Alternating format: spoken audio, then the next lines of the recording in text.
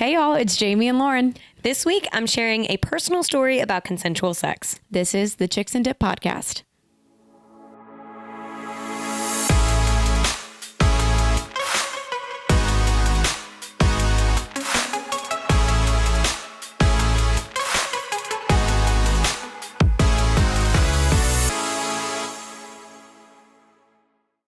Hey y'all. Hello, hello. It's Lauren. It's Jamie. Welcome to the Chicks and Dip podcast. I don't even know what episode number this is. 23. I was like, which one? I can't keep track. I only remember that because of our Taylor Swift episode last week. I was just going to say that. Like, it popped in my head right when I finished that sentence. I'm like, oh, it's 23. Duh. Before we get into today's topic, you guys know we want to shout out Neutral. Thank you to Neutral. We love you so much. Today on set, again, we have the lemonade neutrals, which we absolutely love. Blackberry lemonade, classic lemonade, strawberry lemonade, and peach lemonade. Listen, y'all, this past weekend for Halloween, we did a bar crawl and there was a Neutral drink special at like all 10 bars we went to. And it was amazing. It was the perfect drink to sip all night. I didn't feel bloated. I was wearing a leotard, so I had no room for bloat. Okay. And this was a 6-hour bar crawl, 6+ hour bar crawl. So yeah. It was good to sip on all night. It was great. Neutral did us right. Thank you so much, Neutral. Pick them up at your local store. Thank you. We love you. We love you. All right, y'all. We're going to get into some fun stories, but that was actually like the perfect segue to like the first thing that I want to talk about. Wow, I have botched the intro twice now, 2 weeks in a row. I like had a flow going there where I was doing the, you guessed it, chips and dip. Here's some things that we've been talking about, you guys. You guessed it, over chips and dip. Hey, listen, last week you were exhausted and y'all, we had the craziest past week. So I think we're still trying to recover. Just give us a break for a second. We're still recovering. But the Neutral and the bar crawl intros into the first thing I want to tell y'all about. The funniest shit happened at the end of the night on this bar crawl. Me and Jamie were getting some food at World of Beer. And again, I was wearing a leotard, but it was really a bodysuit. So it had the little buttons down in the crotch. And I was like sitting there, like eating my food or whatever. And the buttons popped undone. I was wondering how that happened. I'm like, did you just unbutton it yourself for fun? No, I think that I was like moving around. Like I was talking to you on my right. I was talking to Rob on my left. Like I think I was just moving too much. And like I just was wiggling around like my cooch. And it just popped undone. And I was like, Jamie, oh my God, like I can't get up because it's like everything's out. And so Jamie, which I had on tights underneath it, but in the middle of World of Beer, Jamie was like helping me. She was face in crotch, helping me button my like buttons down there. And this girl got a video of it and DM'd it to us on Instagram. So wait, Lauren got her point of view. And then another girl like did not realize, this is how scary the world is now. You never know when you're on camera. Some girl from across the bar is recording because I'm literally like, honestly, it looks like Lauren's having a child and I'm taking it out. Like we were just talking about baby birth. That is literally what I want. And I didn't even second guess. She's like, I need help buttoning these things. And I was just like, just let me do it. Like, oh my God.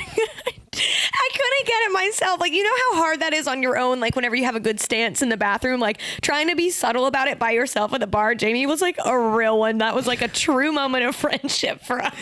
I think it was also like 3:00 in the morning at that point. So we were just like exhausted and still kind of lit. And like, I just didn't think twice about what we were doing. No, I just cannot believe that girl was recording. And I watched the video back with sound and some guy like steps in front of her phone and she goes, move. She's like dead set on getting this interaction on camera. I'm like, kill me. Wait, honestly, she's a real one for sending it to us and not just like putting that on all of her social media. I'm sure it's on her Snapchat story first. She's like, I'm sorry, this is too good. Being like, these bitches, what are you doing? Look, if she puts it on TikTok, like at least tag Chicks and Dip Pod. Like, please, we need some of that clout. Come on. Friendship goals. Yeah. So we had a lot of fun. If you came to the bar crawl, thank you so much, especially if you used our code at checkout. But also we hosted Taylor Swift night last week. We did. Guys, seriously, we had a whole, which you've seen on our Instagram at this point. We were at the SCAD Savannah Film Fest literally all week. We also helped host 3 different events. So it was just a lot going on. But Taylor Swift night was amazing. Taylor Swift night was so much fun. I mean, you guys always show up for that, but it was a packed house and everybody just screams singing their heart out. Like I leave those nights and I feel like I've been to therapy. Seriously. And you know what I also realized of how much like her music videos look like movies. I forget it was, ooh, look what you, oh wait, I technically can't sing songs on this thing, I guess, from copyright, but you know that song? You've got like, I think less than 10 seconds and you're okay. Look what you made me do. Yeah. It was up on the screens and I literally was mesmerized. I was just like, wow. I never realized how intricate these videos were because she's come a long way from Teardrops on My Guitar. Let me tell you. Sweetness. And that song was lit. Whenever that came on, I didn't expect the crowd to go that crazy. Oh, I love that song. So good. Oh Yeah. my So God. if you came out to Taylor Swift night, thank you so much. We'll be hosting like probably quarterly and we want to like mix in some other nights. We're thinking maybe a One Direction night in December. Let us know what you think about that. Justin Bieber night for sure. Oh my God. Oh, that would be so fun. So y'all send your suggestions. Whoa. And we'll make it happen. Yeah, it would be really fun. That was such a great night. I love it. I have a few intro stories. Is there anything that you want to talk about before I get into some of these? I'm trying to think. Oh my God, wait. I actually have a funny story about Taylor Swift that I meant to tell you. Yes. So, Teardrops on My Guitar. Was it this? Yes, it was. Okay, so like I loved country Taylor Swift when I was little, was obsessed with that song. And I had a green sparkly blanket in my house. And I would literally wrap that blanket around me as if it was a long dress and perform that song for my family in that blanket, pretending like I was her in that music video. Jamie, like, you know, whenever you see celebrities and all of their childhood videos are them singing and everyone around is just like, what is this kid doing? Like, literally, you're destined for stardom. You have the same childhood. Like literally, just like picture little like 7-year-old me just like sitting here. And then blanket's just out, and I'm like, true love. Like, literally singing for my whole family, and they're probably like, Jamie, shut up. Like, another one, oh my God, I just know my parents hate it. Every time I learn a new song on the guitar, I'm like, can I come sing it for you guys? They're like, all right, everybody strap in. Here we go. It's the next one. Tonight's performance. Were you that kid that, like, sang a song before Thanksgiving, like, dinner or something, or, like, Christmas dinner? Wait, what? Like, my sister has done that, like, before, like, with a guitar, like, her and, like, some of my other family members have, like, strummed a tune, like, before Thanksgiving dinner. I could just see you doing that. Wait, that's so funny. No, I didn't do that, but my sister and I, every single time our family would come over, we'd perform the song Barbie Girl growing up in our backyard. Lorene was always Ken and I was Barbie, and we just had a routine. I don't know how this started, but religiously every time my family came over, someone requested for us to perform Barbie Girl, so we would. And my sister was always like, I always had to be the boy. Like, literally always. Okay, well, shout out to Lorene, because if that had been me and my sister, I would have been like, I'm older, I'm the girl. Sorry. You get to be Ken. But then the older I get, like, if it was me and you, of course I'd be Ken. You know, like, I can't explain it. Like, it's like the big sister energy, but like with all my other friends, for sure, I'll be the dude. That's fine. Oh my God. Yeah, we did that stuff all the time. I gotta bring up one of my like homemade movies that I would create. I'm telling you, White Horse. Oh, I created a whole one to that. Well, when I go home, I'm going to export some of those movies and we'll have to post them because they are so funny. I can't wait. I must see them. Oh my God. I guess that's my funny intro story, but oh wow. Well, during Taylor Swift night, what this is White Horse that we were just talking about? Yeah. Or White Teardrops on My Guitar. One of the sad songs came on and Jamie like looked at me and she's like, I have to tell you this story. I'm putting it in our notes right now. Yeah, in our intro stories. I was like, oh my God. That is too much. That's amazing. Well, speaking of celebrity things, my intro story is something, what? You just remembered the other one too, but I'll tell you after. One of my intro stories is something that one of my friends reminded me about the last time we crowdsourced. And this is just a little short thing. I used to hook up with this guy in college, and there was one night that we were out and like we were, like texting like back and forth, like where are you going to be later? Like implying that like at the end of the night, like, he'd either come over or I'd go over to his house, whatever. And so I'm like texting him and I'm like, yo, like it's the last call at all the bars. Where are you at? So then like another hour goes by and like me and my friends are like already at home, and he finally texts me back and all he says is, that's showbiz, baby.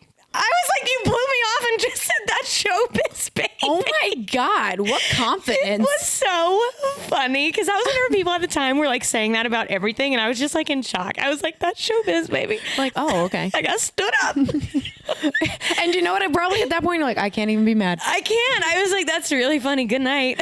Like, okay. Have a good night. We'll try again. We'll try again next weekend. So funny.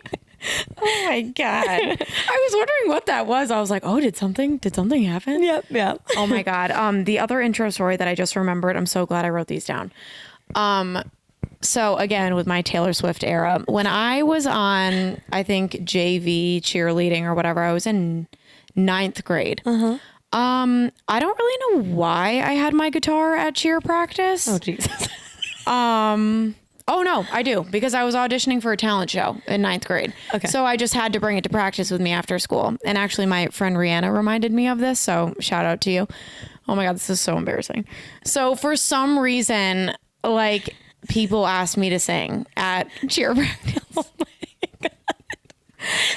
I whip out my guitar, and at that moment, one of the songs that I was learning was Speak Now by Taylor Swift. And I'm singing it. You know, we're rocking and rolling with the song, doing the thing. My voice cracked so hard in front of the whole cheerleading squad. I literally was like, somebody said, speak now. And literally, I will never live that down. How old are you in 9th grade? Like freaking 15, 14, 15? Yeah. Literally. So when we posted about Taylor Swift night the other night, she chatted me and she's like, are you going to sing Speak Now? I'm like, oh my God. Like, shut up, Rihanna. And I just literally remember after that happened, like my friend Skylar, like did not let me live that down. So they'd always put that shit on in the car. And I was like, guys, like this was traumatizing for me. Oh my God. I just like can remember how red my face got. So honestly, that song is so triggering for me. I won't sing it. I absolutely love that your friends remember it. And like, oh my God, they would not remember if they didn't know you were embarrassed. Oh yeah. You know what I mean? No. And of course, like everybody was always trying to get me to sing because I was like the musical theater kid growing up. So everybody's like, oh, Jamie sings like you do. Jamie sings, trying to get me to sing all the time. So the one freaking time that I sing forever, my voice cracks. And now I'm 25 years old and 10 years later, almost 25. So almost 10 years later, you're like, I still can't live it down. I can't hear that song. Yep. Goodbye. Nope. Triggered. That's amazing. Oh God. There are a lot of moments, like, I feel like from ages like 12 to 15 that like I've blacked out of my memory. You know what I mean? Like anything awkward that I ever did, you could tell me and I'm like, that didn't happen. I forced myself to forget. Like, oh my God. I really think we need to do an episode about like embarrassing high school, middle school stories that we have and have people write theirs in, because that would be really funny. yes. You know those movies that are like coming of age movies and they center around middle schoolers? Yes. I swear to God, I can't even watch them. Like there was one that came out a few years ago and the girl had braces and there was like a pool scene in the trailer. And I was like, I can't look at you. Like I feel your secondhand embarrassment just looking at the trailer. Yep. Oh no. I can't. Oh my God. That would be a funny episode though. That would be really good. Okay. My last little intro story. I had a pretty fun morning this morning. Oh no. I had to call every doctor that I could think of because I realized I turned 26 in a month.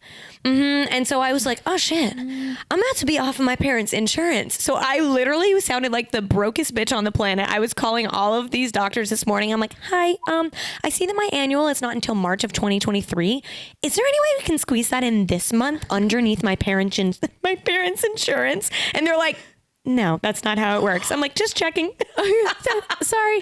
But I found out, for those of you who are going to be off your parents' insurance soon, your annual, you can't move it. They won't pay for it. Your eye appointment, they can't move it because insurance will not pay for it early. And your dentist, you can. You can literally do the dentist anytime you want a cleaning, apparently. Wow. Yep. So I scheduled a cleaning and they were able to get me in. It's next week. So I'm 1 for 3. It's really crazy that it's like we're really getting that age where that's happening, because you've really never had to think about it. No. But I still feel like such a brat that I'm like, oh yeah, like when you say, oh, I'm on my parents' insurance, it's like, well, yeah, you're under 26. That kind of like makes sense. Yeah, I don't feel bad about that at all. If people want to give you shit about that, like, sorry, my dad has great health insurance. It doesn't like, why would I not? You know, if he's offering, why would I say no? I'm not that prideful. Yep. No. And so now it's like also a weird thing. If anyone out there is a business owner like us, I like don't know how to do insurance. And so I'm like banking on Katie being able to help me with a bunch of questions that I'm going to have, because like I've always worked for a company. So I'm like, yeah, you just sign up for the insurance. But when you own the company, you're like, wait, I have to figure this out on my own, and I can't. It's like very weird, and I just wonder, like, is anyone else out there really stressed out about that? Because that lives in my brain every day now. Oh, isn't that weird? Yeah, I know. Oh my God, this is like so adulting. No, I know. I'm jealous. You've got another year, so whatever I'm on, I'll just like send you the crash course. You lucky duck. We're just gonna have you go as me. Yeah, for the appointments. Jamie's on my insurance. Oh, that would be so funny. Instead of a dentist appointment, weren't you here 2 months ago? Shh. Didn't you have brown hair last time? Shh. No, it's okay. No. It's a new person today. Nope. I'm still under Jamie Burton. Don't worry though. I'm Jamie. The dentist was actually really funny about it. She was like laughing at me. She's like, "Girl, I feel this." I was like, "Thank you. You must be young." Like, you love when people can relate. Oh my God, this even made me think of like this SCAD film festival that we were just at. One of the actresses had something on her teeth, and she had her like assistant get it off her teeth, and she was like, "Sorry, that was like not cute." And we were like, "No, honestly, that was the most relatable thing in the world." And that made me feel so much better about myself that you were doing that. Right. It's like the most stunning, gorgeous actress we've ever seen. And we're like, wow, celebrities, they're just like us. Can we also talk about how nice MGK was? Oh my God, y'all. I hope that everyone watching this has looked at our social media and seen our little short interview we did with Machine Gun Kelly. I mean, it was really cool. He was so humble and so nice. I didn't know what to expect because his like persona is like so off the wall. I was kind of nervous. Yeah. Were you nervous? No, I definitely was. Like, I just didn't know. Because he doesn't come across like harsh, but he comes across a little intense. Yeah. You know, so I just wasn't really sure if he was going to look at us and be like, oh, but he loved our outfits. So that was good. Fabulous. And I just remember him making a comment like he was so shocked at all those people there. He was like, I can't believe these people know who I am. And we were all just like, what? Right? Like, I hope one day if I'm famous, like I'm that like humbled. I know. I mean, it was just really nice. And like him being so humble made him like very easy to talk to. Like I really was not intimidated or nervous at all, which was like great. No. Because before he walked up, we were fucking shaking. Oh, like, yeah. I was going to pee myself, to be quite honest. I was just like, what? Scared. I don't know what to ask you. Yeah. But anyway, I feel like that's a good segue. Speaking of outfits. Speaking of outfits, I know. So, guys, we have, I guess if you're watching the video version, we have some hats. We got the little tote. There we go. We've got a tote bag. The little tote. So freaking cute for BGB business wear. Oh my God, I keep losing my little thing. I'll take it away. Look. I'm like, where the heck? I'm like trying to pull up our rundown. I'm like, what the frick is on my thing? Today's episode is brought to you by BGB Business Wear, and I'm going to read some information about them. But first of all, this is a company owned by a friend of mine from college, so we freaking love that. Brennan, you're freaking amazing. Yep. BGB is an everyday business wear company for modern working women. They specialize in blazers and trousers meant for the office, meetings, brunch with your girls, or a night on the town. There is power in your presence, and beauty is knowing how to emphasize it. Put your best foot forward while letting your fashion communicate for you.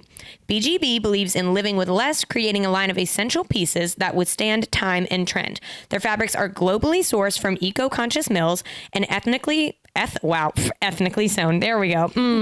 That's terrible. Ethically sewn in America. They have recently added a new line of elevated basics to their store for in or out of the office. These basics are timeless staples that you can easily pair with or without your other BGB pieces. With BGB, you will always have something in your closet to wear. BGB is about making you feel good, look good, and constantly seek to knock down doors. Love it. Dress for the part you want in life, people. Yes, and you can shop BGB online only at www.bgbbusinesswear.com, and you can also follow them on Instagram at BGB Businesswear. And we've got a discount code. Oh my gosh. So use code CHICKS10 for 10% off your order. That's CHICKS10, CHICKS10 for 10% off your order. Heck yes, y'all. Chicks 10, use it. Get you a new blazer. Get you one of these sick hats or get you a tote bag. She's also got this like new line. I was telling Jamie, there's like a sweatshirt that I'm dying to get. It's like her like basics line that I was just telling you guys about. So check them out. Everything is so cute and it's just so like casual and like chic, but you're looking like such a boss ass babe. I love it. I love her branding. I love her messaging. So thank you so much for supporting the Chicks and Dip podcast. Thank you. Yeah, and y'all check it out. Woo. Okay, y'all. We'll get into our topic today. So if you're here, you've seen the title. And I feel like we should like go ahead and just like issue a little trigger warning. We are talking about like consensual sex, sexual assault, things like that. Today's kind of like a more serious topic. But I have like a very like personal short story that I'm going to share. And I was just like I got comfortable enough like with Jamie to tell her about it. And we just decided like, unfortunately, a lot of women have similar stories. So we think that this is like an important episode for us to do. Yeah. And it was kind of like, I mean, it's sad, you know, that people have experienced different things like this. And when we were talking about it, we're like, I really do think people have experienced this. Yeah. And we'll be kind of able to understand. But I told Lauren that I'm very proud of her for talking about this story. Thank you. I know. Usually whenever I tell this story, I cry, but I'm finally at a place where I'm like, okay. Okay. Should I just get into it? Yeah. Yeah. Okay. So whenever I think I was 17 or 18. I was in high school. And my parents had gone out of town. And I worked at this pizza place at the time. And one of my coworkers had like invited me, to a party afterwards. And so like to give this story a little bit of context, I've told you guys before that like I didn't drink or anything in high school. Like I didn't party or anything like that. I didn't really go to like house parties and stuff. I more so hung out with my friends. I also was not sleeping with people. I was a virgin at the time. And so I was hooking up with this guy, and I say hooking up as in, you know, like I was like making out with him, like we were kind of fooling around. He was someone for me that like I really like I could trust with my body. Like he was very respectful. He wasn't my boyfriend. He was kind of a douche. But as far as like, you know, I was 17 years old. Like, you know, we're like fooling around, getting to know like our sexuality or whatever. But he was someone that was great for that. I mean, he was a friend. We had all mutual friends, and I could trust him. And so whenever we hooked up, like he knew that I had never slept with anyone, and he like never like made me feel pressured into that. He was just very respectful. So, I was very naive, in thinking that everyone that I encountered would be that respectful. It just, you know, I wasn't going out and partying. And so like, I just kind of felt, I wasn't necessarily sheltered, but I hadn't like had real life experience with people, again, kind of playing off last week, like who didn't have my best interest in mind. I was really lucky to surround myself with family, friends, and this guy who were very respectful of me. And so I went out to this party after work with my coworker, and people were drinking. I was not. I like was offered a beer, and I was just holding it. But like at that point, like I knew about alcohol, but like I was really scared to drink it. I had to drive home. I was staying at my house, like by myself while my family was out of town. So I was like, I'm not going to be drinking any like alcohol tonight. Well, there was this guy there, and like we really like hit it off. I mean, I was there for like several hours. We hit it off. He had actually come into the restaurant to eat earlier that night. That's how I even like met him, and this whole conversation got started. He was really hot. And so at some point in the night, you know, he and I were alone, and like he kissed me, and we went into like a bedroom at the house. And I went into it, and I was drawing on my only other hookup experience, which was with someone who would never cross a boundary with me. So like we start making out, it's like getting like heavier. And you know, like we start to like take like some of our clothes off, and I told him, I was like, hey, like I've never slept with anyone, and I don't want to like have sex with you. Like I don't want to do that. We can like fool around, but I don't want to like full on have sex. And he's like, okay, yeah. And he had been drinking at the time. I hadn't been around drunk people, so I'm really not even sure today if he was drunk. I don't really know. But long story short, you know, we're like, my pants are off, his pants are off. We're making out, like there's some hand stuff going, and he's like starting to get on top of me. And I'm like telling him like, hey, you know, like in between like kissing him and stuff, I'm like, you know, I don't want this to go too far. Like I'm trying to communicate. And again, like now as an adult, if I was in that situation, I would have fucking punched him in the face. You know what I mean? If it had even gotten far enough where I felt like I needed to say, a reminder like that. But at the time, I just had never experienced, I was just naive. I had never experienced anything like that. And so I just thought he would be respectful. And, you know, he's making out with me, and he just kind of got in between my legs and put it in. And it's like really, kind of hard to explain what that moment is like because I've never had sex before, so I wasn't even sure what was happening. And like you would think that I would be like kicking and screaming or something, and I just froze. That's all that I did. I just froze, and it was super quick. It was like a few seconds, and I just kind of was in shock, I think. And so, he didn't have on a condom. He didn't pull out. And so he just kind of got dressed and left, and I was just kind of getting dressed by myself. And I feel like I was just kind of in shock. And so I remember I walked outside, and I called my best friend at the time, and she had a boyfriend, and they had been sleeping together for like a year. And I just told her, I was like, I like feel like really like freaked out and scared, and I don't really know what just happened, and like I don't want to tell my parents. And she was like, I think you should go get Plan B. And at this point, it's like fucking 2 a.m. My parents are out of town, and so I just went home, and as soon as Walgreens opened the next day, I went and got the Plan B. Meanwhile, this guy, again, I'm not like, I don't know what it was like from his perspective. Like, I don't know if he was drunk or not, but he was texting me like wanting to like take me out, like on a date. And I felt like I was still in shock. And so I was like, I can like meet you for lunch. And so I went to lunch with this person. And at lunch, I actually told him, I was like, so like I took a Plan B this morning. Like, I don't even know what like happened. I never had sex before. And I told you that I didn't want to have sex. And he got like very like defensive. He wasn't yelling at me, but he's like, what are you saying? And I was like, I don't know at this point. Like, I don't know what I'm saying. I'm just telling you that like, I'm really freaked out. And I thought that that we weren't going to do that.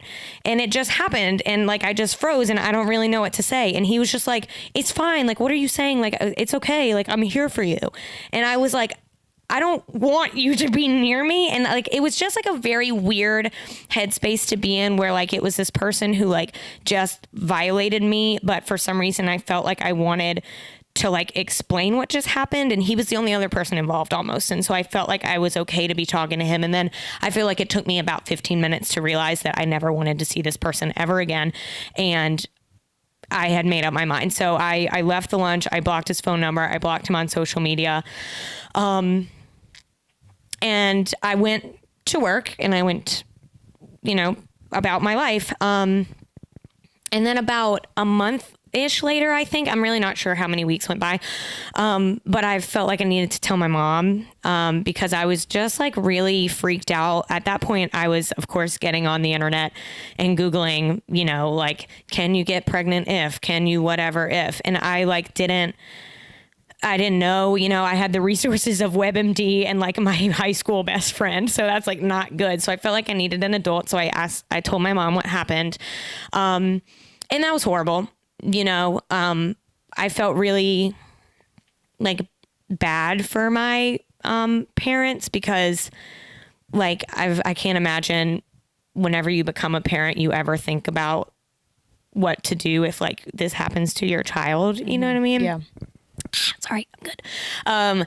So, it was a really difficult conversation, and my mom took me. I had never been to the OBGYN before, again, because I wasn't sexually active. So I went to the OBGYN, and they did a full STD test. They did a full blood work test. And the STD test is like hard because they call you a couple days later. So there's days where you have to wait on it. And then like the HIV test takes even longer than that. So like there's all these things that I didn't even know existed because I wasn't having sex. And now they're like, we're going to test you for this, and we're going to do a pregnancy test. And I was like, oh my God, like, I don't even know what this means. Like, and my doctor was really, really cool and like made me feel very calm. And I kind of told her what happened, like not fully, but I think she knew because I was really freaked out. Like, I think she knew something was wrong.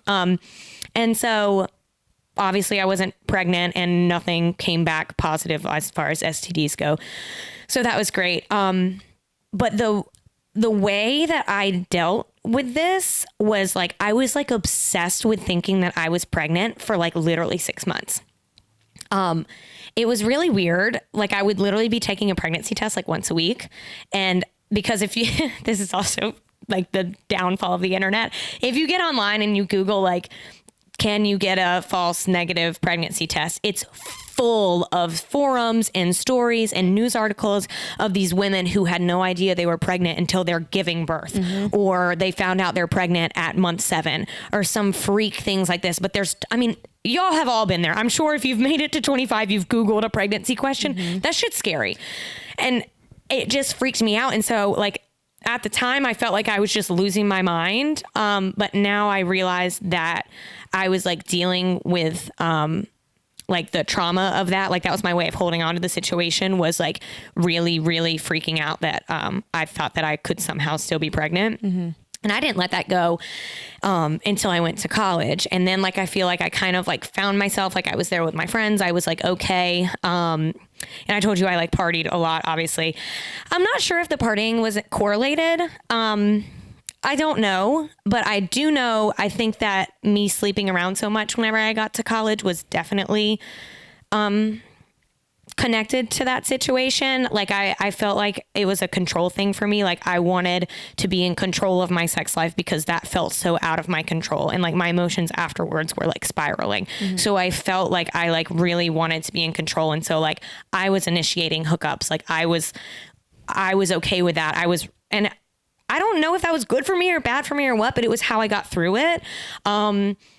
And so I slept around a lot until I met my first boyfriend, and he was wonderful. Of course I didn't like tell him on my first date about that, but I told him about that, cause I think that's important to disclose to someone that you're getting intimate with. And so the only other kind of like ending, quote unquote, to that, story was it was actually 2 years after that happened. I told you I had the guy blocked on all social media. He added me on LinkedIn, and like that made me feel like it's almost like I forgot about that happening to me. And then whenever he added me on LinkedIn, like I would be like in the shower and find myself just like staring at the wall, and I would be like replaying that night in my head. You know what I mean? It like ignited like something like, I don't know. I guess it was triggering. I guess that's the right word. Yeah. But I blocked him on that too. And then I actually saw him at a house party, in college. He didn't go to the same school as me. But he wandered up to the same house party that I was in.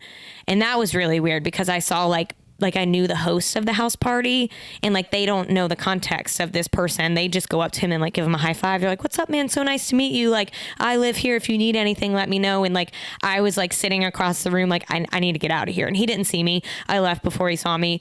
But it's just kind of a weird situation. It took me, I'm 25 and I was 18. So what is that like? I think 7 years. Yeah. I mean, it took me like 7 years to feel like I got to like a place where I can talk about it. Like that's something that really only like my close friends know, because I haven't really been able to articulate it too much. And I told Jamie this about a year ago. Like I don't want to get into it too much of like the private conversations between like me and my like parents that I had about this, but I think that at some point I didn't want to talk about it anymore. Like they were really there for me during that, but I just like felt like I needed to be done talking about it for like a couple years. And so about a year ago, me and my mom actually like were here, just the two of us, like in the car, and she brought it up. And I feel like we finally closed the conversation between me and her. And like, since then I've like truly felt free from that situation. I don't know. I feel like it's always had a little bit of a hold on me. And now, like, of course, like I'm a little bit shaken up telling the story right now. I'm fine.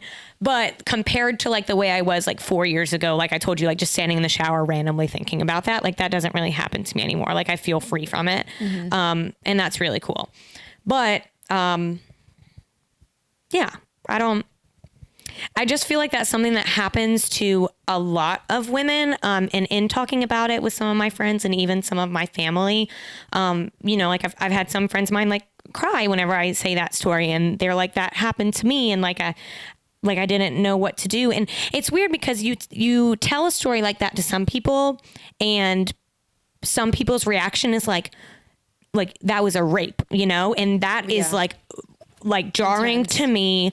Like I don't think that's how I would describe it. Like to me, assault feels better because But even that, I don't think this person needs to go to jail. And some people probably disagree with me on that. Some people probably feel a lot stronger than that. I don't.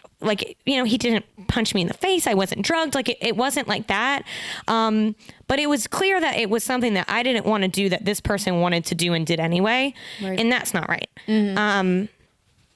And so it's just like a weird thing to kind of figure out within yourself. And it's not something that I think people talk about enough. Because I think, like I said, whenever I tell my friends and family, it happens to a lot more people than you realize. And people have never told another person. Some people might not have even told their parents or their closest friends. And that makes me feel like really sad. Right. And I think obviously your situation is so different than like, I feel like a lot of people our age, and especially our parents, talk about like the hookup culture that people our age are a part of. And like, I don't even know how to like articulate it. Like people get it confused, like the words like rape and everything is just so intense that a lot of people don't want to I can't think of the word, like say that's exactly like what happened. But when our parents kind of talk about the hookup culture that we're a part of, like everybody just thinks like everybody's just like getting drunk and just hooking up and it not meaning anything. And that's where you and I kind of got into a conversation where, unfortunately, I feel like a lot of people our age and people that are in college right now, like that happens a lot. And, you know, it combines like the binge drinking culture with the hookup culture that we're in. And I feel like a lot of people, guys and girls, both genders, find themselves sometimes in situations where they wake up the next morning and don't remember what happened. So I think it gets sometimes people in this little uncomfortable situation that it sounds like you were in, that you're like, I don't want to or I keep saying the word clarify. Like a sign maybe? Yes, like that as like a rape or an assault, because we hear about those situations on the news and, you know, just in situations in general, and it's just so intense and you don't want to like think that's what might have happened. It is. And it's scary because I wasn't drunk, but like I said, like I have no idea if he was drunk. Right. Like he might have a completely different retelling of this. He might not, I really don't know. And so that's where, you know, like it doesn't feel like a planned like attack. So like rape feels way too like intense of a word. That I don't want to assign to that story because I don't believe that's what happened for me. Yeah. But like to your point of like the hookup culture, like I don't know if that played a part in that. Like, you know, like how often do you go to hook up with someone and they say no? You know what I mean? Like if you get to the point where you're like taking your clothes off, like I feel like that doesn't happen often, especially if you're drinking. And so it's just like a weird situation where like you don't ever think of yourself being in a situation where you want to stop something that's like happening so fast until you're in it. And like I feel like we don't talk about it enough because like I think that if I had heard in movies, you see people hooking up and it's a joyous experience for everyone, even if it's like a random hookup. And so I just wish that like I had heard some stories of someone changing their mind. Not that I changed my mind. I made it clear from the jump, but I think that happens a lot too, where people start to hook up with someone and then they realize like, I don't know if I actually want to sleep with you, you know, or like maybe you sober up a little bit on the drive home and you're like, this person's in my house. Like, I don't want to hook up with you. Yeah. And I don't really know like the advice, you know, like I don't know if I have advice for people. I feel like maybe I just like offer more of like a, I feel you kind of thing. You know what I mean? Well, I think it's also like we've unfortunately normalized in a way, like these one night stands and just like hooking up with people when you're drunk and it being like, oh, you're drunk. It's not a big deal. But I feel like probably 90% of the time, like those people would say, I wouldn't have done that if I wasn't as drunk. Yep. I wouldn't have made that decision. And I know I had definitely felt that in college before too. And I don't know, it definitely like kind of raises some questions of like, okay, so like, would I have really been okay with what happened? Or did I feel like that was just what was bound to happen and I was just going to keep going along with it? You know, and we just don't talk about it, but it's something that happens to a lot of people. It does. And the drinking is so weird too, because it's like, there's no one to blame in a situation. Like if two parties are drunk and you hook up and you're both blackout and that's just like what happens. Like, of course you're not going to like blame the woman and be like, oh, well, you were too drunk. Like you got fucked. That's what happened. No. But then at the same time, like if you're both like blackout, like we can't really blame anyone. And then it feels also wrong to just be like, oh, well, don't drink so much. But then it's also like, it makes me wonder, like like, no matter how blackout I am, I think if someone like told me no, like I just don't really foresee a world where I would ever keep pursuing someone. Yeah. You know what I mean? Like, Yeah. like in a serious, like threatening kind of way, you know, like I don't think that even if I was the most blackout on every drug, I just don't foresee myself violating and assaulting someone like that. So it feels like that's kind of me making an excuse, you know, like the drinking. And that feels, I don't know where that goes back to either. Like, I don't know if that's like teaching people how to act when they're sober so that they act better when they're drunk. I don't know. No, and like drinking is definitely not an excuse No. for it at all. I just mean more so kind of the people that in those situations that maybe weren't 100% about doing it. And maybe, unfortunately, the drinking had given them the confidence to pursue with the situation that they were in. And then it just didn't end up being something that they wanted to be in. But it's just like, it's so like serious to kind of like sit back and be like, okay, what really happened in that situation? But I also feel like we've just heard how like scary those words are that people don't ever want to classify it as that. Oh my God. If I say the word classify one more time, geez, I just like can't think of something else. Yeah. But I don't know. It's just the whole like hookup culture is just kind of weird. Yeah. And I think it's okay. Like, again, like we don't have advice, but like, I feel like I want people to know that like, it's okay to wake up having done something whenever you were drinking and hooked up with someone.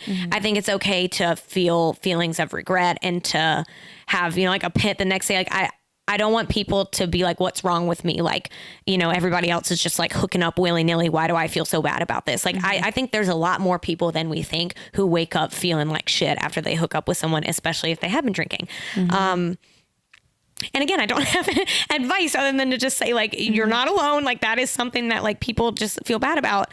And I also think it's okay. Like if you know, we're in a situation like mine, like I told you, I know a lot of people who have never told that to someone. I like feel like I want those people to know that like that also happens a lot more than you think. And like it might feel good to talk about it. It might not. But like whatever you're feeling is like totally valid, you know? And like, especially like, I just wish that someone had told me like that I wasn't crazy. Like whenever I was like clinging on to like the trauma in the form of thinking I was pregnant, like I felt like I was losing my fucking mind. I was like, what is wrong with me? Why am I thinking like this? Like I literally was looking at myself in the mirror, like, do not buy another pregnancy test. Like I know we're not pregnant, you know? And I, like in hindsight, you know, if I had let somebody into my life and confided in them in that, like I didn't tell my parents that I was doing that. I was hiding that from them. I think like an adult or my parents would have stepped in and probably sent me to therapy. I think that's the solution there. But I didn't let anyone know about how I was feeling. And so maybe that's what I want people to know. Like if you're like feeling crazy about like a traumatic situation, like talk to somebody because it could have taken me less time. I mean, it took me 7 years to get through this. And I think that I would have taken me less time if I had like professional resources, but I didn't tell anyone, you know? That's what I was going to ask you. Like if you think like if you had gone to your mom the next day and told her if you think things might have been different. I think so. I think that how they initially handled it, taking me to the doctor, making sure I was physically okay would have been their first reaction no matter what. I feel like most parents would be. I think that I let on that I was more okay than I was. And I don't put that on my parents to nitpick, you know, I mean, I went to college, so I wasn't in the house every day. I think if I had been in the house every day feeling like this, I would have been able to hide it less. But I really hid that part of my life from my parents. Like until a year ago, whenever I told my mom like how crazy it was making me feel. And, once I finally confided in that in her, even though it was like 6 years later at that point, I did feel free. So I think that if I had just talked to them about the aftermath, then it would have been different. I don't know. I think often about like, I don't know if I would have slept with so many people if I had like sought therapy or something. But I can't really change that, you know, like that's how I dealt with it.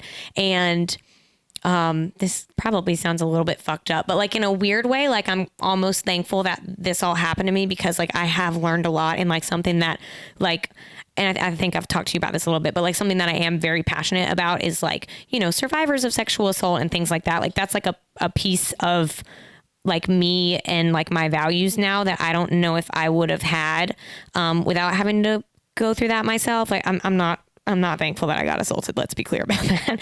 But I think I'm thankful that like I had this time and like I didn't just like let it go and brush it under the rug. Like I dealt with it in my own weird way and I came out like better on the other side. And so for that, like I'm thankful in a weird way. Does that make sense? Yeah, no, it completely does, because I think one of the big things nowadays is that people are finding their voices to come out and talk about it. And that's exactly what you're doing. And there are going to be people that listen to this and maybe they will finally speak up about kind of what happened to them.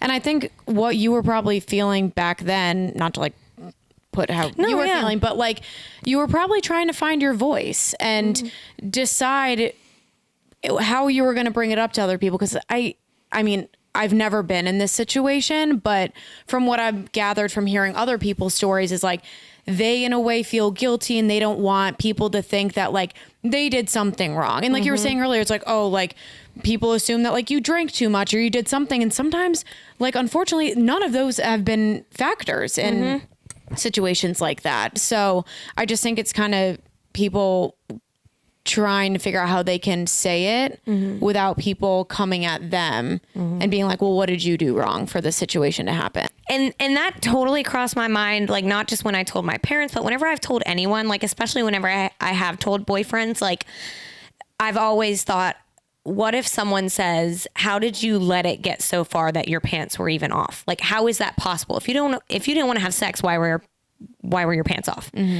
And I see that, but like, that's where the context of like the only other person I had hooked up with, like we had our pants off and his penis was never inside of me because I told him I didn't want that and he didn't do it. And that's what, like, whenever I do like hear people say like, well, not about my situation, but you know, like things like that. Like if someone ever said that to me, I would be like, fuck you. What did I do wrong? I can take my pants off in public and no one's allowed to put their dick inside of me. You know what I mean? Like, no, you can't put that on. You can't do that. And I think it's also tricky for women, you know, like I don't want to make this whole woman thing, but like, I feel like it goes the same way for men. They can take their pants off and I can't go grab their dick. Like, no, you can't violate people whenever they make it clear that they don't want something. Like, and I feel like that's so unfair. And the guilt, I think those are the thoughts. Even if no one has said that to you, that's something that I think can like live in your brain. And like, if you are feeling guilty about something, like you didn't do anything wrong. You know what I mean? And even if you did drink too much, like we got to stop blaming people. Right. And regardless, no means no. Exactly. There's no question about that. Yes. Like that's what I just like can't imagine. Like I think about the conversation we had, like that's the part that I would replay over and over and over in my head. Like it wasn't so much the like act because I literally just froze. Like, of course that was like, it made me feel scared. It made me feel small, all of the things, but like the things that I would replay for years in my head were the conversations like before and after, you know, where I was like, did I not make it clear enough? And I just think that like I have been raised in a way where if someone says they don't want something, like that's it. That's it. You know, especially whenever it comes to sex and personal things like that. Like there's no arguing there. There's no pushing. And I've also been in situations after this whenever, you know, like maybe I'm like not ready to like take your pants off yet and boys will be like rubbing their dick up on your leg. You know what I'm talking about? Yeah. And it can feel like too much, you know, like sometimes that's hot, sometimes it's not. You have to feel the situation. But even that, it's like you have to read the room and respect people. Like if I'm not responding to you, knock it off and vice versa. Like, well, the biggest word that you just said was respect. That's what this comes down to at the end of the day. Yeah. And it's just hard. And I think that being so young, like I picture me like at 35, that would never happen to me. You know what I mean? Like that's what I mean, I don't want to say never, but like, I think if I was in the exact same situation, like I said earlier, I would have punched him right in the face and walked out. But whenever you're young, you're vulnerable, you're learning, like that's our audience. That's what our show is about. Like, it's just scary. And you just have to, I don't want to say not be naive, but you can't be naive. Like we've got to talk about these things so that there aren't people running around these streets trusting everyone the way I was trusting everyone. Well, I think even like the first time you have sex is always like, is scary in general, you know? So I really can't imagine like how you felt in that situation because that is very scary. Yeah. And especially because you didn't really know what was going on. I mean, I know my situation was very different. Yeah. Yours was with your boyfriend. Yeah. Yeah. So, I mean, for me, like I was very much so raised like I didn't want to have sex with someone until I was dating them for at least like 6-7 months or whatever. So like my high school boyfriend and I had been dating for a while, and like it was a very like consensual thing, and like we waited a while until we did, but it's still scary. Like you still don't really know what to expect. You don't know what to do. Like you're so young, and there's just like so many things. So especially in that situation when someone takes advantage of you like that. Yeah. On top of you saying no, like I can't even wrap my mind around that, because I just know how scared I was with it still being like, okay, yeah, I want to do this. And I just think that's where it was even kind of mind boggling for me when I did go to college and learn kind of about the hookup culture, because to me, it was like, I was only like having sex with people that I was interested in, or I was talking to, or dating, whatever, something like that. So it was really weird to me that like people would want to like take me home and we weren't dating and everything. And then I was just, it's just such a weird situation for everybody, no matter what age you are. But all I'm just trying to say is that no matter what situation, it's definitely scary. And it's just like, I don't want to say like sad. I feel like that's so rude to say about your situation, but like it does like, it's just so disrespectful and just makes me so mad. Like it makes me want to punch him in the face. Like, no, when you told me this story, because like Lauren and I had talked like a few months ago, and I was like, oh, we should talk about like the first time we had sex. And you had told me like, that was actually kind of something for me. I'll tell you like when I'm ready to tell you. And we did. We literally talked about it. I think like last week we talked about it. And it just, I felt like very, like I know that was something for you to like open up to me about. And I just like, I hope you know, as well as the people that are listening to our podcast, is like, we're always here for open ears. You know, I know you are open ears. I am open ears. Like there is somebody that is there, whether it's your parents that you feel comfortable telling, whether it's your friends, whoever it is, like there are people that are going to support you and listen to you and believe you, because I can't ever imagine like, oh my God, it's going to make me cry thinking about like, I can't imagine listening to your story and not like, Jamie, what the fuck? Sorry. But like, I just like, it just break, you know how much I love you. So it just breaks my heart that that's happened to you and like anybody else like out there, you know? And I just don't ever want people to feel like they don't have a voice to speak about what happened. Thank you.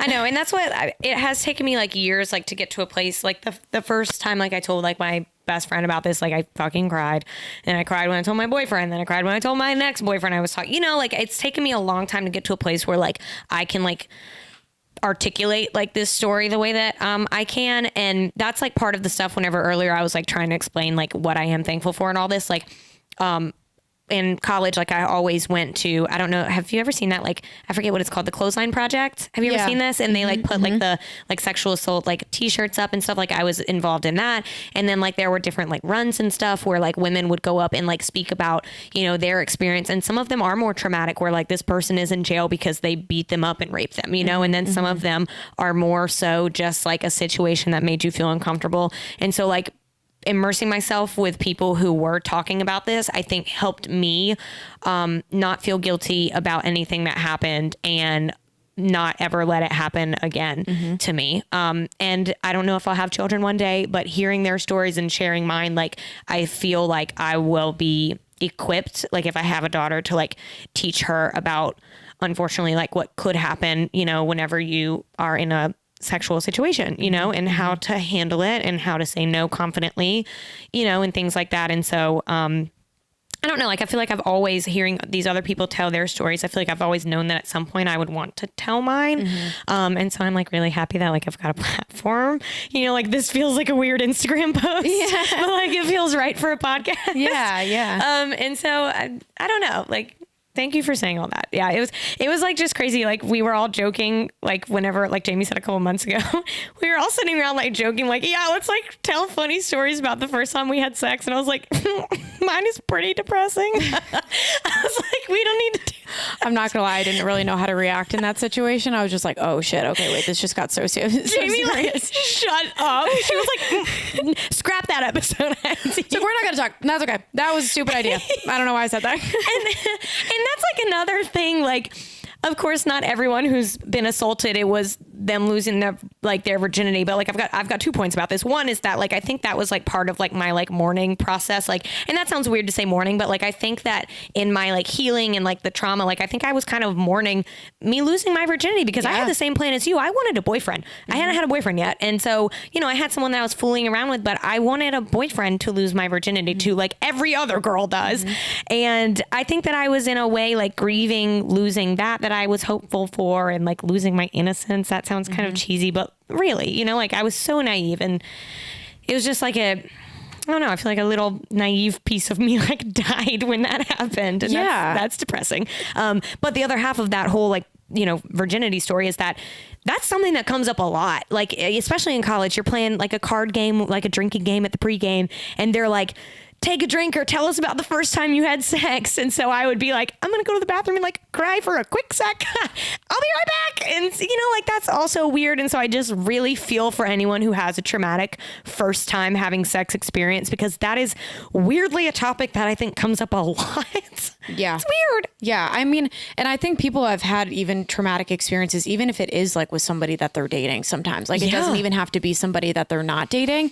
And you just made a great point. Like, it really, I mean, at least to like us, there are some people, like I had some friends growing up that just like did it because they wanted to get it over with, you know, but to me that was like mind blowing, because I was like, whoa, what? Like, I don't know. I was just raised that this was a really big deal. And I think it's once you get kind of like into your teens, you kind of find out like what sex is and that this is like a big deal and everything. So I totally understand where you're coming from when it kind of like is mourning that like, not innocence, but like kind of that moment that you think of for a while. Yeah. And even like, yeah, it's just, that's a lot to process at once. So I can understand why you responded in the way that you did. And especially with you taking the pregnancy test. I mean, that was all brand new. Nobody knows. I mean, I even know for me, once we did start like having sex and it was like, oh, now Jamie's got to go on birth control and she's got to do whatever. And it was like, it is traumatizing because you're like, oh my God, I don't even know what is happening. Yeah. And I had a little sister at the time, and I didn't tell her any of this until she was older.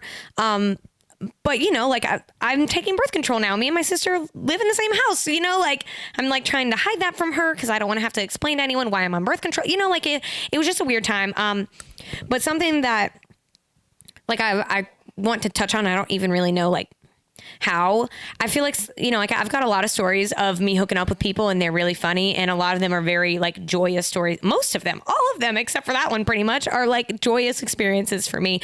And that's something that like I feel like could be confusing for people if they hear this. They're like, okay, then like why are you so like sex positive? And that's what like part of me like sleeping around and like taking control of that. Like I don't even know why, but I was like determined. Like I did not want this experience to ruin sex for me, because I mean, my parents, they don't like talk about sex all the time, but you know, like they've been like cool about it, you know, like I'm not like naive to the fact that like they have sex. Obviously they have children, you know, like I'm aware that that's like a major part of relationships. And so I don't really know why, but I was just like really dead set on not letting my future sex life be fucked up by this. Yeah. And so, you know, of course I did the whole sleeping around thing, but even once that settled down, like I did hook up with random people. Like I just told you all that story in the beginning about the guy I used to hook up with. The difference I think is that, I don't hook up with anyone who doesn't make me feel safe. You know, I hook up with people who, usually people that I have met sober, you know, and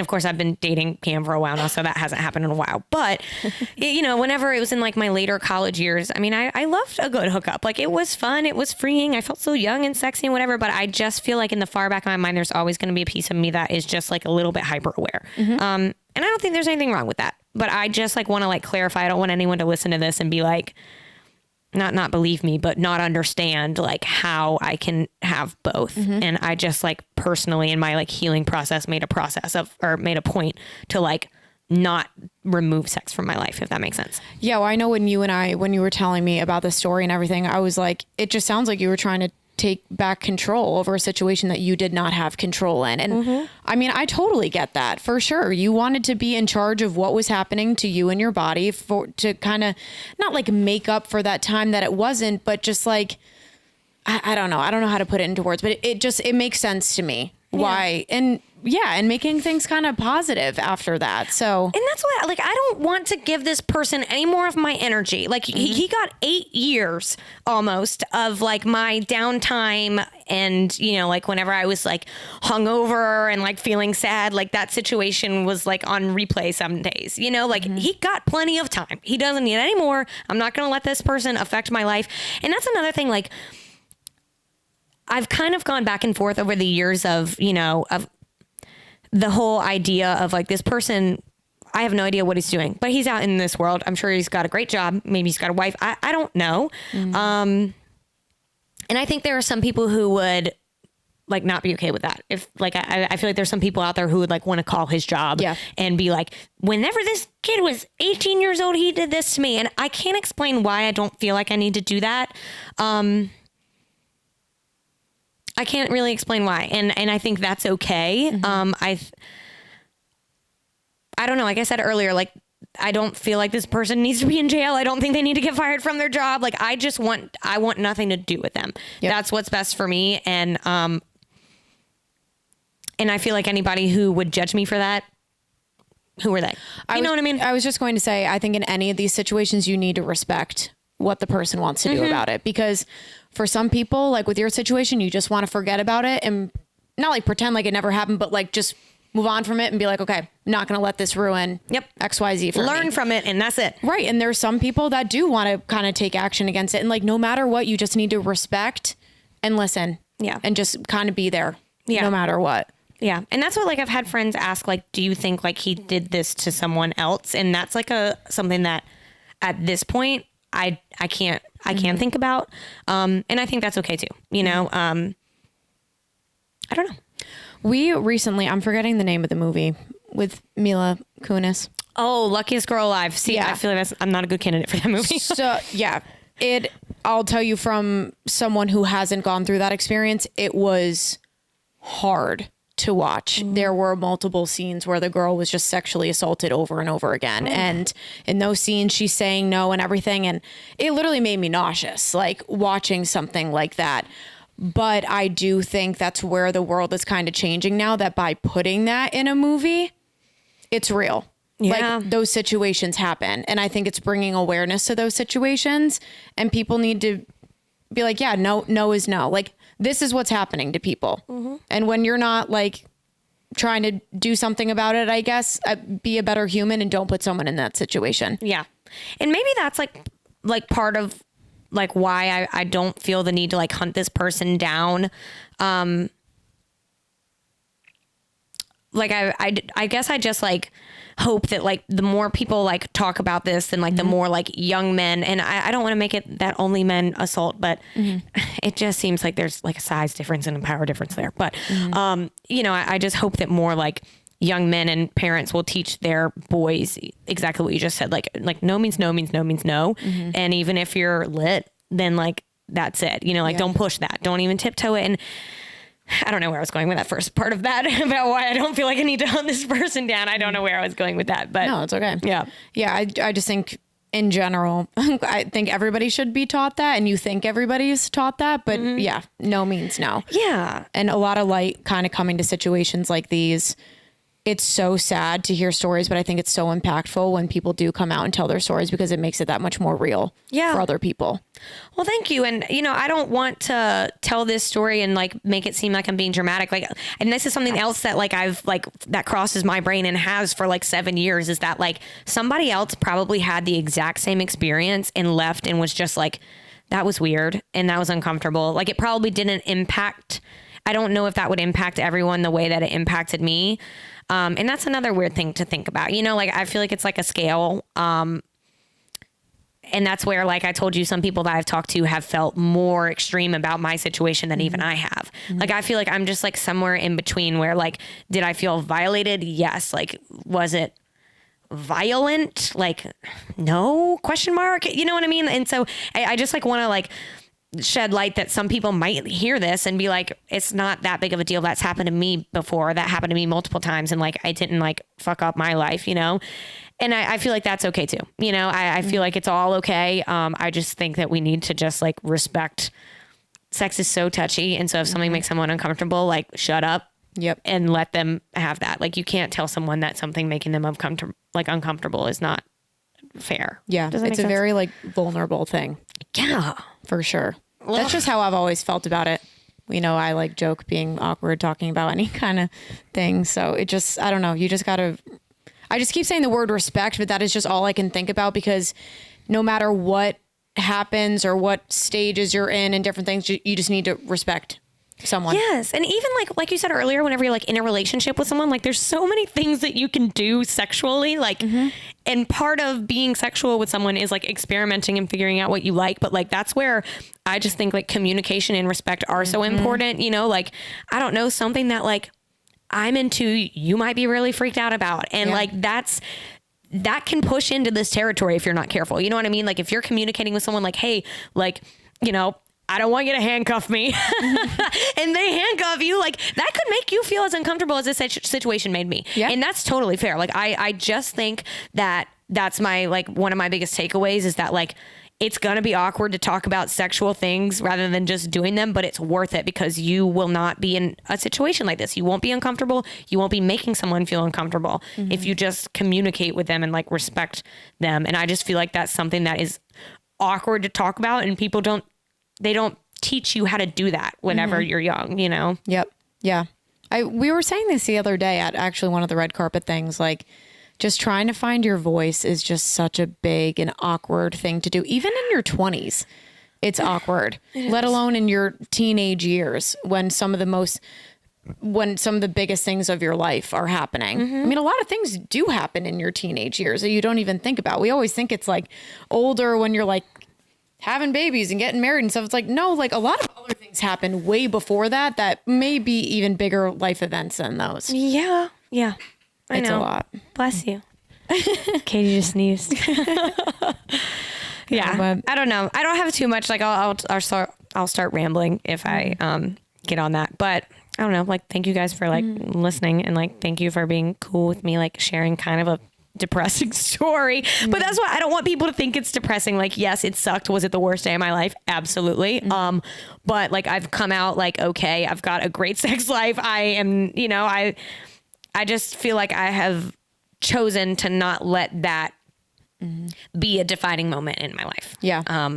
And I hope that anyone out there who's been in a situation feels validated and not guilty, and feels hopefully like a little bit, I don't want to say I've empowered anyone that feels like I'm patting myself on the back, but I hope they feel a little bit empowered to just not allow that situation to have a grip on them. Yeah. And I think if you feel uncomfortable in any situation, speak up about it. Yep. And recognize that you feel uncomfortable and don't push it to the side if it's not something that you want to do. Yeah. And it sounds weird, but like, I wish that I could go back and teach myself or tell myself to think about a hypothetical situation of what am I going to do if I'm in an uncomfortable situation sexually? Because like, especially in the kind of school that I went to, like, sex ed was nothing. Like, they told us don't have sex and that's all they told us. I wish that people would be teaching young people, whether you're a teenager or whether in your 20s, like, here's how sex works, here's what's going to happen, and here's what you do if you're in a sexual situation specifically that is making you feel uncomfortable. Because that had never even crossed my mind really before this situation. You know, like, I feel like you're taught what rape is, but it's like someone jumping out of the bushes and putting you in the back of a car. Yeah. When there's like a spectrum of things that can make you feel uncomfortable that are not that violent. And so I just like wish that more people would teach young women to think about that. Yeah. I'm kind of surprised, honestly, that that's not taught in schools now with like how much we now know, and like with the Me Too movement and everything. It's very surprising to me. Yeah. Yeah, I definitely would like, because like even when I think about my own kids, like there's only so much you can do to protect your kids, right? And I mean, I'm not a parent, so I don't know as much, but like my mom tells me that, you know, you can set them up for success as much as you can, but they're going to make life decisions, you know, and you're not going to agree with all of them. But I do think giving them kind of like all the tools and just recognizing like, hey, this is not a normal situation and you are 100% like allowed to walk away and get out of it. Yeah. You know? Yeah. I mean, it's not always, obviously it's not always that easy in every situation that happens. Yeah. But I hope nobody gets in that situation. I just, but you know what I'm saying? Well, I know what you're saying. And that's what like something like, you know, I don't like fault my parents in any way at all of this situation. I know that's not what you're saying at all, but you know, like I want to make that clear. Like my parents, you know, like raised me to like be strong and speak up for myself. You know, like there was no weirdness there. Like, and I don't fault them on anything. But I just don't know if it's something that like, you know, I mean, I grew up with a phone in my hand.